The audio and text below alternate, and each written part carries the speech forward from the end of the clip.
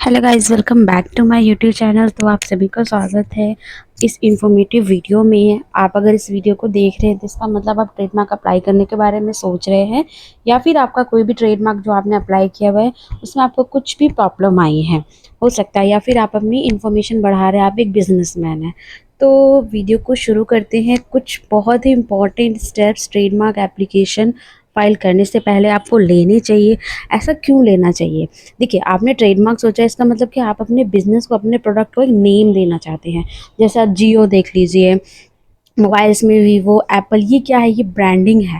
Apple का mobile आज के टाइम में क्या एक स्टेटस शो करता है, क्योंकि बहुत ही अच्छा ब्रांड है। तो आप भी जब अपना बिजनेस शुरू करते हैं, अपनी ब्रांडिंग करते हैं, तो आप भी डेफिनेटली उसको ऊंचाइयों तक लेके जाना चाहते हैं, जब भी आप अपना जो है बिजनेस को शुरू करने के लिए ट्रेडमार्क अप्लाई करने जा रहे हैं। अब देखिए, ट्रेडमार्क की इंपॉर्टेंस तो बहुत है। जैसे कि ये आपकी जो है ट्रेडमार्क आपका ब्रांड होता है, यही आपके प्रोडक्ट की पहचान होती है। प्लस आपके प्रोडक्ट के नेम को जो legal legal legal legal solution देता है, लीगल सेफ्टी देता है, वो कौन देता है? ट्रेडमार्क। ताकि इन फ्यूचर आपके ट्रेडमार्क, जब आपका बिजनेस काफ़ी ग्रो कर रहा है, काफ़ी अच्छा है, तो कोई और आपके नेम से ही बिजनेस ना शुरू करके आपके बिजनेस को नुकसान करे। जैसे कि आप देखने होंगे बिस्लरी, बिस्लरी जो पानी की बॉटल है, उसमें कितने सारे वेरिएंट्स आते हैं, इवन ऐड भी आती है, जिसमें क्या है, एक ऊँट है जो पानी की डिमांड करता है, जिससे अगर उसको कुछ और वाटर देते हैं तो वो उसको नहीं पीता है। तो ये चीज़ है, ये क्या देता है? एक ब्रांड को एक आपको लीगल प्रोवाइडर भी देता है, एक लीगल सेफ्टी भी देता है, अगर आपके पास एक रजिस्टर्ड ट्रेडमार्क है। बट रजिस्टर्ड ट्रेडमार्क ऐसा नहीं है आपने अप्लाई कर दिया मिल गया, नहीं। उसके बीच में भी काफ़ी ज़्यादा प्रोसेसिंग होती है, उसको वेरीफाई करना होता है। आज इस वीडियो में हम यही चीज़ देखेंगे, तो वीडियो आपके लिए बहुत ज़्यादा इंपॉर्टेंट होने वाली है। प्लस आपको ट्रेडमार्क से रिलेटेड सर्विसेज चाहिए, आपको कुछ भी प्रॉब्लम आ रही है, तो आपको कमेंट सेक्शन में या फिर आपको डिस्क्रिप्शन बॉक्स में हमारा कॉन्टैक्ट डिटेल मिल जाएगा, आप उस पर व्हाट्सएप कर सकते हैं। उसके बाद ही देखिए, जब भी कोई ब्रांड होता है, ब्रांडिंग, लोग एप्पल का मोबाइल, लोग वीवो का मोबाइल खरीद लेते हैं, हाँ भाई उस ब्रांड का तो सामान अच्छा होगा, ठीक है। कई सारे ऐसे ब्रांड्स हैं, इलेक्ट्रॉनिक्स में गोदरेज बहुत ज़्यादा फेमस है, पानी की में बिस्लरी फेमस है, कई सारी चीज़ें ब्रांडिंग ऑलरेडी, ठीक है, ये ब्रांड आँख बंद करके ले लीजिए। तो ये क्या देता है? ट्रस्ट देता है कि हाँ प्रोडक्ट अच्छा है। तो उसको बनाने के लिए, उसको बिल्डअप करने के लिए तो डेफिनेटली आप मेहनत करेंगे, बट नेम को सिक्योर करने के लिए भी मेहनत की ज़रूरत होती है।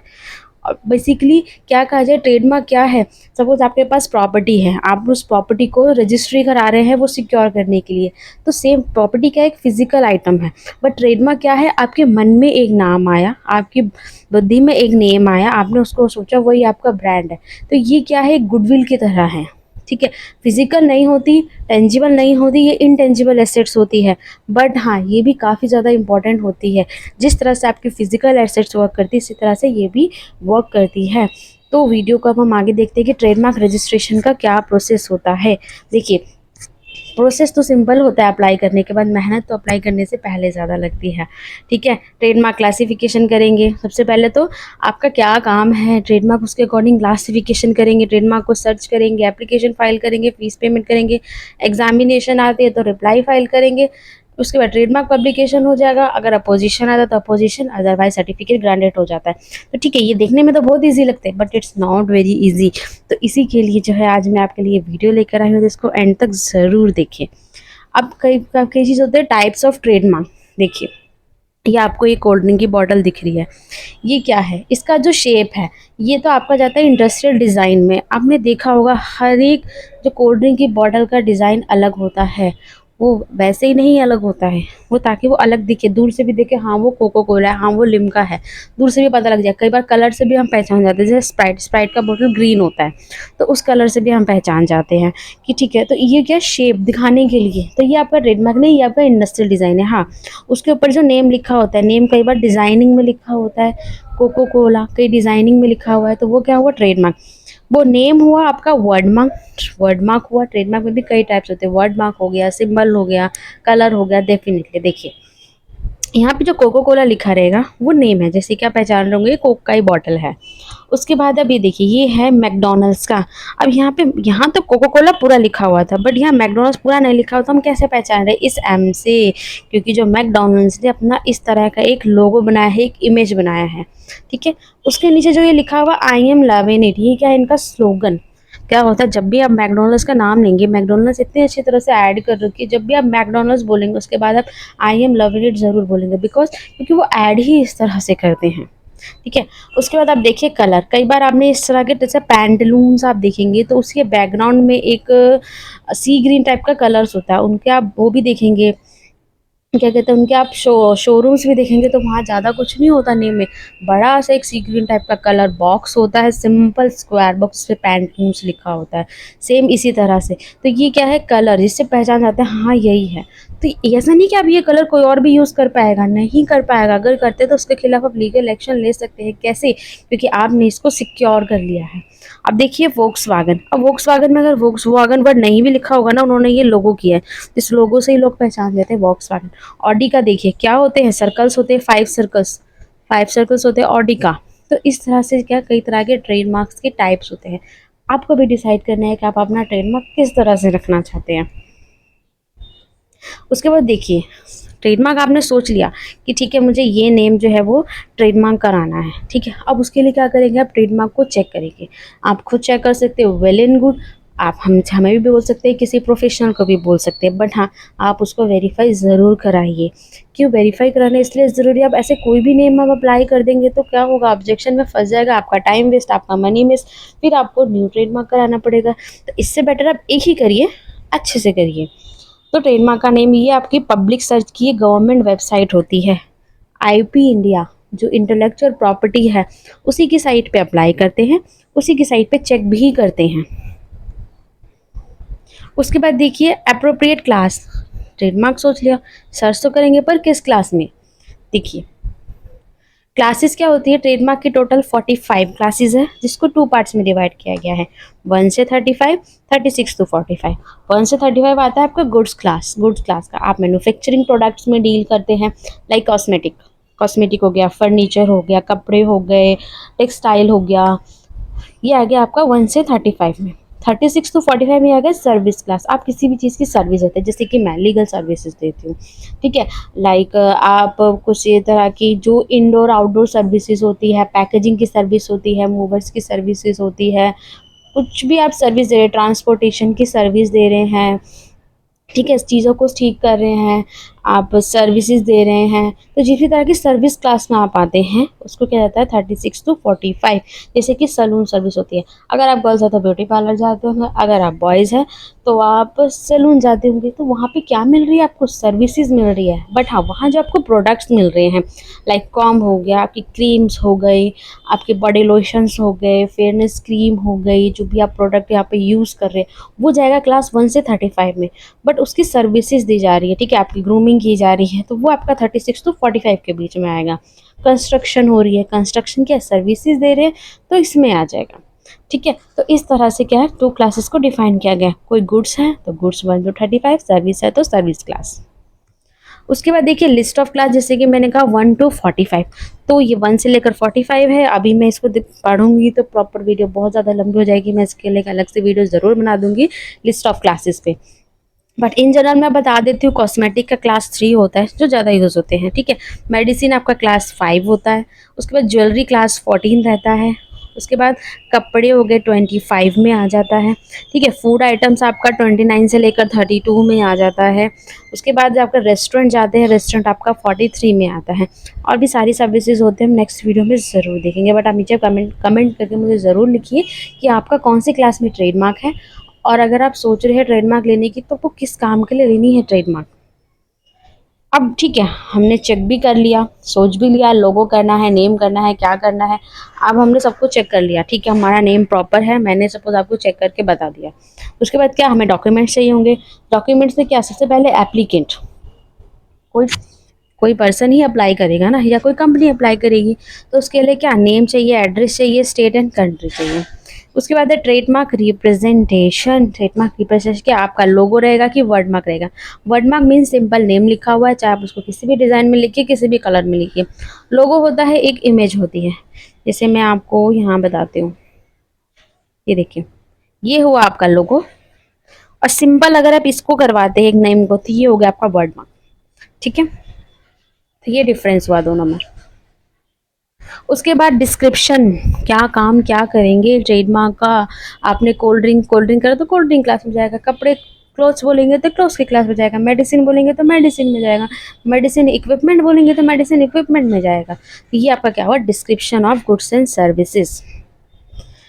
उसके बाद क्या होता है, डेट ऑफ फर्स्ट यूज़। कई बार क्या होता है कि जो बिजनेसमैन्स होते हैं वो ट्रेडमार्क को पहले से ही यूज़ कर रहे होते हैं, उन्होंने बस ट्रेडमार्क नहीं अप्लाई कराया होता है, ठीक है। तो उसमें क्या होता है, डेट ऑफ फर्स्ट यूज, अगर इस केस में आपका जो है उस डेट से यूज़र क्लेम किया जाता है। सपोज मैं अपना कोई बिजनेस चला रही हूँ, मैं 5 साल से एक नाम से बिजनेस कर रही हूँ, अब मैं सोच रही हूँ ठीक है उसका ट्रेडमार्क करा लेती हूँ, तो मैं ऐसा नहीं लिखूँगी कि मैं आज से यूज़ कर रही हूँ, मैं 5 ईयर से यूज़ कर रही हूँ। तो इस चीज़ को कौन निकालता है, ये जो कोई प्रोफेशनल होंगे वो आपसे इस तरह की क्वेश्चनिंग करेंगे, ठीक है। जिनको नॉलेज होगी वो डेफिनेटली आपसे पूछेंगे। तो अगर, क्योंकि ये बहुत अच्छी चीज़ होती है, अगर आप पहले से उसको यूज़ कर रहे हो तो ये आपके लिए बेनिफिट ज़्यादा है, ठीक है। वो चीज़, उस चीज़ को हम डालेंगे। नेक्स्ट है power of attorney. Power of attorney को सोचिए थी क्योंकि देखिए ये एक प्रोफेशनल चीज़ है, इसको प्रोफेशनल ही कर सकते हैं।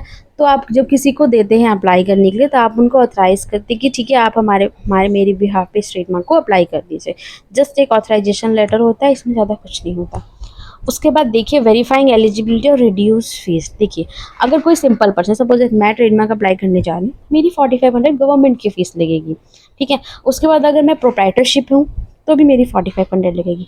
बट अगर मैं कोई प्राइवेट लिमिटेड हूँ, मैं पार्टनरशिप फॉर्म चला रही हूँ, ठीक है, मेरे पास LLP है, किसी भी तरह की कंपनी है, OPC है, ठीक है, हिंदू प्रोवाइड HUF है, किसी भी तरह की इनकॉर्पोरेटेड बॉडी है मेरे पास, या फिर पार्टनरशिप फर्म है, उस केस में जो ट्रेडमार्क की गवर्नमेंट फ़ीस होती है वो 9000 लगती है, ठीक है, 4500 नहीं होती।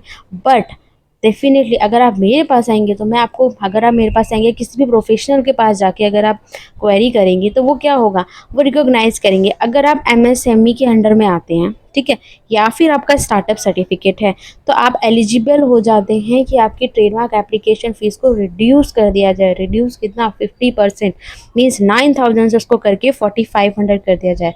तो यहाँ आपकी क्या हो जाएगी, काफ़ी ज़्यादा कॉस्टिंग बच जाती है। बट उसकी एलिजिबिलिटी भी प्रॉपर चेक करनी होती है। आपके पास ऐसा ही नहीं कि आप कोई भी MSME लगा दीजिए, नहीं, उसके भी कुछ क्राइटेरिया होते हैं। स्टार्टअप्स लगा रहे हैं, स्टार्टअप के भी कुछ क्राइटेरिया होते हैं, तो सारी चीज़ों को देखना होता है, ठीक है। तो इसीलिए मैं कहती हूँ किसी प्रोफेशनल से ज़रूर हेल्प ले, क्योंकि ये एक लीगल चीज़ है। अगर आपके पास रजिस्टर्ड हो जाता है तो आपको बहुत ज़्यादा बेनिफिट्स होने वाले हैं इसके। उसके बाद है डॉक्यूमेंट, जब हम वेरीफाई कर लेते हैं, देखिए ये होता है आपका स्टार्टअप इंडिया, MSME बोल लीजिए, उद्योग आधार बोल लीजिए, एक ही बात है, ठीक है। तो ये आपके डॉक्यूमेंटेशन लगते हैं। उसके बाद इसको भी प्रॉपर वेरीफाई किया जाता है कि ये एप्लीकेबल हैं भी कि नहीं है। नहीं होता तो इसको हम मैनेज करते, चेक करते, अगर अपडेशन करने की ज़रूरत है तो अपडेशन भी करते हैं। उसके बाद है ensure proper use of trademark. अब सपोज है तो आपने ट्रेडमार्क अप्लाई तो कर लिया और आपने उसको छोड़ दिया, मीन्स ठीक है जब रजिस्टर होगा तब हम यूज़ करेंगे, ऐसा आपको नहीं करना है। आपने ट्रेडमार्क अप्लाई कर दिया, डिपार्टमेंट उस पर लिख देता है purpose to be used, means कि आप अप्लाई करने के बाद से उसको यूज़ करेंगे, तो उसको यूज़ कीजिए। अगर आप कोई पैकेजिंग कर रहे हैं अपने प्रोडक्ट की, उस पर डालिए, स्टिकर्स पे डालिए, इन्वॉइसेस पे डालिए, कोई भी बिजनेस मटेरियल है, सर्विस दे रहे हो तो आप अपने स्टिकर्स पे डालिए, आपका ऐप्स है तो वहाँ इमेज लगाइए, बिल्स पे लगाइए। ये क्या होता है, ये एक एविडेंस इकट्ठा होता है कि आप उसको यूज़ कर रहे हैं। इन केस आपके ट्रेडमार्क में ऑब्जेक्शन आता है तो आप दिखा सकते हैं डिपार्टमेंट को कि देखिए हम इसको यूज़ कर रहे हैं, हमारा ट्रेडमार्क किसी से मैच नहीं हो रहा है, ये हमें मिलना चाहिए, इस पर हमने इतना इन्वेस्टमेंट कर दिया है। बट उसके लिए पहले आपको श्योर तो होना होगा कि आपका ट्रेडमार्क किसी से मैच नहीं हो रहा है। दो तरह से, ना बोलने में मैच होना चाहिए, ना लिखने में मैच होना चाहिए, दिखने में भी मैच हो नहीं होना चाहिए। तो तभी तो आप अपने ये एविडेंसेस दिखा के बता पाएंगे कि जी मेरा ट्रेडमार्क तो मैच नहीं हो रहा, आप इसको अलाउ कीजिए। बट अगर आप उसको यूज़ ही नहीं करेंगे तो डिपार्टमेंट भी सोचेगा ये यूज़ तो कर नहीं रहे, और ये यूज़ तो कर नहीं रहे, अगर इनको नहीं भी मिलता है तो क्या फ़र्क पड़ता है।